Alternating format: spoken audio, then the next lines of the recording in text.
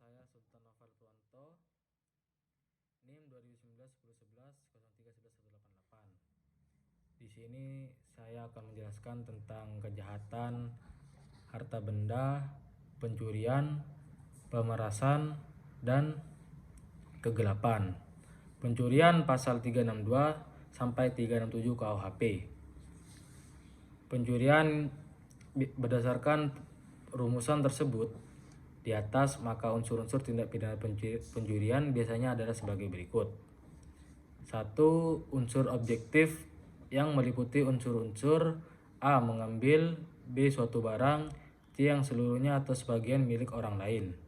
2. Unsur-unsur subjektif yang meliputi unsur-unsur A. Dengan maksud, B. Untuk memiliki barang atau benda tersebut, C. Secara melawan hukum. 2. Pencurian dengan pemberatan pasal 363 KUHP. Istilah pencurian dengan pemberatan biasanya secara doktrinal disebut sebagai pencurian yang dikualifikasikan. Pencurian yang dikualifikasikan ini menunjuk pada suatu pencurian yang dilakukan dengan cara-cara tertentu atau dalam keadaan tertentu, sehingga bersifat lebih berat dan karena diancam dengan pidana yang lebih berat dari pencurian biasa. Oleh karena pencurian yang dikualifikasikan tersebut merupakan pencurian yang dilakukan dengan cara-cara tertentu dan dalam keadaan tertentu. Pencurian dengan pemberatan harus diawali dengan pembuktian pencurian dalam bentuk pencurian dalam bentuk pokoknya. Berdasarkan rumusan yang terdapat dalam pasal 363 KUHP, maka unsur-unsur tindak pidana pencurian dengan pemberatan adalah 1. Unsur-unsur pencurian pasal 362 KUHP. 2. Unsur yang memberatkan dalam pasal 363 KUHP yang meliputi 1. Pencurian ternak dalam kurung pasal 363 ayat 1 KUHP. 2. Pencurian pada waktu ada kebakaran, peletusan, banjir, gempa bumi atau gempa laut. Peletusan gunung api, kapal karam terdampar, kecelakaan karena kereta api, hura-hura pemberontakan atau bahaya perang dalam kurung pasal 363 ayat 1 kedua KUHP. 3. Pencurian di waktu malam sebuah rumah atau pekarangan tertutup yang ada rumahnya yang dilakukan oleh orang yang adanya di situ adalah ketahui atau tidak dihendaki oleh yang berhak pasal 363 ayat 1 ke min 3 KUHP.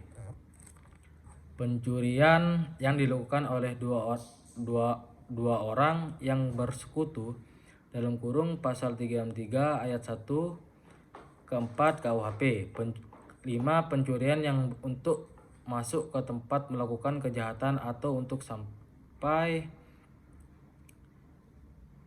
pada barang-barang yang diambil dilakukan dengan merusak, memotong, memanjat, atau dengan memakai kunci palsu, pemerintah palsu, atau pakaian jabatan palsu dalam kurung pasal 363 ayat 1 ke 5 KUHP. 3. Pencurian ringan dalam kurung pasal 363 KUHP.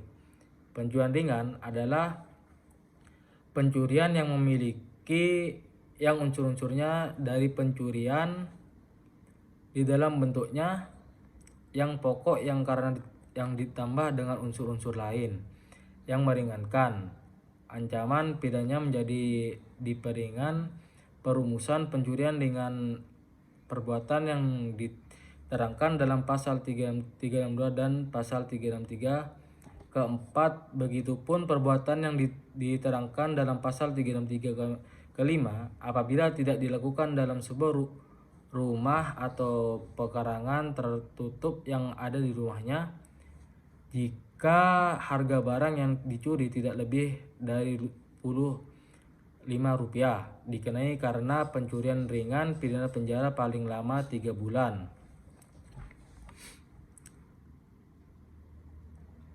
3 bulan denda paling banyak Rp60. Berdasarkan unsur-unsur dalam pencurian ringan adalah satu, pencurian dalam bentuknya yang pokok dalam kurung pasal 362 KUHP. 2. Maka unsur-unsur dalam pencurian ringan adalah satu, pencurian dalam bentuknya yang pokok dalam kurung pasal 362 KUHP. 2. Pencurian yang dilakukan oleh dua orang atau lebih secara bersama-sama dalam kurung pasal 363 ayat 1 ke min 4 KUHP.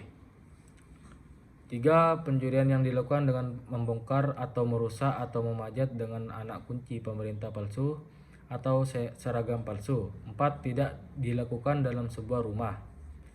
5. Tidak dilakukan dalam pemarangan tertutup yang ada di rumahnya. 6. Apabila harga barang yang dicurinya itu tidak lebih dari Rp25. 4. Pencurian dengan kekerasan pasal 365 KUHP. Jenis pencurian yang diatur dalam pasal 365 KUHP lazim disebut dengan istilah pencurian dengan kekerasan atau populer dengan istilah curas. Ketentuan pasal 365 KUHP selengkapnya adalah sebagai berikut. 1. Diancam dengan pidana penjara paling lama 9 tahun pencurian yang didahului disertai atau diikuti dengan kekerasan atau ancaman kekerasan terhadap orang dengan maksud untuk mempersiapkan atau mempermudah pencurian atau dalam hal tertangkap tangan untuk memungkinkan. Mempermudah pencurian atau dalam hal tertangkap tangan untuk memungkinkan melarikan diri sebagai peserta lainnya atau untuk tetap menguasai barang yang dicurinya. 2. Diancam dengan pidana penjara paling lama 12 tahun. Ke-1. Jika perbuatan dilakukan pada malam hari dalam sebuah rumah atau pekarangan tertutup yang ada rumahnya di jalan umum atau dalam kereta api atau tram yang sedang berjalan. 2. Jika perbuatan dilakukan oleh dua orang atau lebih dengan bersekutu. 3. Jika masuknya ke tempat melakukan kejahatan dengan merusak atau memanjat atau dengan memakai anak kunci palsu, pemerintah palsu atau pakaian seragam palsu. 4. Jika perbuatan mengakibatkan luka-luka berat. 3. Jika perbuatan mengakibatkan mati, maka dikenakan pidana penjara paling lama 15 tahun. 4. Diancam dengan pidana mati atau pidana penjara seumur hidup atau selama waktu tertentu paling lama 20 tahun jika perbuatan mengakibatkan luka berat atau mati dan dilakukan oleh dua orang atau lebih dengan bersekutu jika disertai oleh salah satu hal yang diterangkan dalam poin 1 dan 3. 5. Pencurian dalam keluarga pasal 367 KUHP.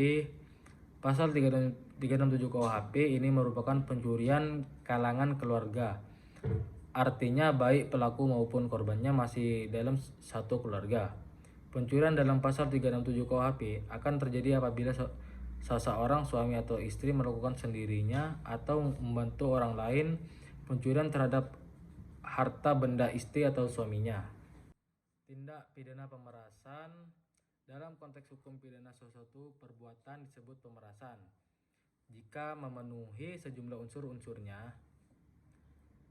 Bisa ditelah dari pasal 368 ayat 1 KUHP, yaitu barang siapa dengan maksud untuk menguntungkan diri sendiri atau orang lain secara melawan hukum, memaksa seseorang dengan kekerasan atau ancaman kekerasan untuk memberikan suatu barang yang seluruhnya atau sebagian adalah kepunyaan orang itu atau orang lain, atau supaya membuat utang atau menghapuskan piutang diancam karena pemerasan dengan pidana penjara paling lama 9 tahun. Untuk menguntungkan diri sendiri atau orang lain. Kedua, secara melawan hukum. Ketiga, memaksa seseorang dengan kekerasan atau ancaman. Keempat, untuk memberikan suatu barang yang seluruhnya atau sebagian adalah kepunyaan orang itu atau orang lain, atau supaya membuat utang atau menghapuskan piutang.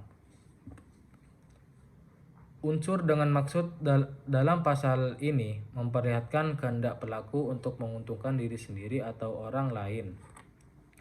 Jadi pelaku sadar atas perbuatannya memaksa. Memaksa yang dilarang di sini adalah memaksa dengan kekerasan tanpa ada paksaan. Orang yang dipaksa tidak akan melakukan perbuatan tersebut. Dengan cara memaksa, pelaku ingin korban menyerahkan barang atau membayar utang atau menghapus piutang. Jika yang terjadi penyerahan barang, maka berpindahnya barang dari tangan korban menjadi peristiwa penting melengkapi unsur pasal ini. Putusan Raat 17 Januari 1921 menyebutkan penyerahan baru terjadi apabila korban telah kehilangan penguasaan atas barang tersebut. Putusan Hogerat pada 23 Maret 1936 menyimpulkan bahwa disebut pemerasan jika seseorang memaksa menyerahkan barang yang dengan penyerahan itu dapat memperoleh piutangnya. Juga jika memaksa orang untuk menjual barangnya walaupun dia harus bayar harganya penuh atau bahkan melebihi harganya. Pemerasan hampir mirip dengan pencurian dengan kekerasan pasal 365 KUHP. 2 pasal 368 menyebutkan terhadap pasal ini berlaku juga rumusan ayat 2 sampai 4 pasal 365 KUHP. Pada kedua jenis tindak pidana ini sama-sama ada unsur pemaksaan dan pengambilan barang milik orang lain. Menurut Andi Hamzah tahun 2019, perbedaannya terletak pada ada tidaknya interaksi pelaku dengan korban. Pada tindak pidana pemerasan ada semacam kerjasama antara pelaku dengan korban karena korban sendiri yang menyerahkan barang walau dengan paksaan. Sebaliknya, pada pencurian dengan kekerasan pelaku mengambil sendiri barang tersebut tanpa diketahui pemiliknya. Penggelapan diatur pasal 372 KUHP yang termasuk penggelapan adalah perbuatan mengambil barang milik orang lain. Penguasaan atas barang itu sudah ada pada pelaku, tapi penguasaan itu terjadi secara sah. Misalnya, penguasaan suatu barang oleh pelaku terjadi karena pemiliknya menitipkan barang tersebut, atau penguasaan barang oleh pelaku terjadi karena tugas atau pelaku, tapi penguasaan itu terjadi atau penguasaan barang oleh pelaku terjadi karena tugas atau jabatannya, misalnya petugas penitipan barang. Tujuan dari penggelapan adalah memiliki barang atau uang yang ada dalam penguasaannya, yang mana barang atau uang tersebut pada dasarnya adalah milik orang lain. Sementara itu, penipuan diatur dalam pasal 378 KUHP, yaitu dengan maksud untuk menguntungkan diri sendiri atau orang lain secara melawan hukum, dengan memakai nama palsu atau memperlambat dengan tipu muslihat ataupun rangkaian kebohongan, menggerakkan orang lain untuk menyerahkan barang sesuatu kepadanya atau supaya memberikan hutang maupun menghapuskan piutang. Dilihat dari objek dan tujuannya, penipuan lebih luas dari penggelapan. Jika penggelapan terbatas pada orang atau uang, penipuan termasuk juga untuk memberikan hutang maupun menghapus piutang. Dalam perkara-perkara tertentu, antaranya penipuan penggelapan, agak sulit dibedakan secara kasat mata. Sebagai contoh, hendak menjual mobilnya miliknya mengetahui hal tersebut. Dalam kasus seperti ini, peristiwa tersebut dapat merupakan penipuan namun dapat juga merupakan penggelapan. Termasuk sebagai penipuan jika memang sejak awal tidak berniat untuk menjual mobil, namun memang hendak membawa kabur mobil tersebut. Termasuk sebagai penggelapan jika pada awalnya memang berniat untuk melaksanakan penawarannya, namun di tengah perjalanan berubah niat dan membawa kabur mobil. Assalamualaikum warahmatullahi wabarakatuh. Nama saya Muhammad Iqbal, NIM saya 410. Di sini saya akan melanjutkan penjelasan tentang kejahatan terhadap benda yang sebelumnya dijelaskan oleh Noval tentang pencurian, penggelapan, dan pemerasan. Di sini saya akan menjelaskan tentang penadahan, pemalsuan, dan penghancuran serta kerusakan. Yang pertama ada pemalsuan. Pemalsuan adalah proses perbuatan beradaptasi, meniru atau benda, statistik, atau dokumen-dokumen palsu dengan maksud untuk menipu. Jadi macam-macamnya ada beberapa. Yang pertama itu adalah pemalsuan mata uang.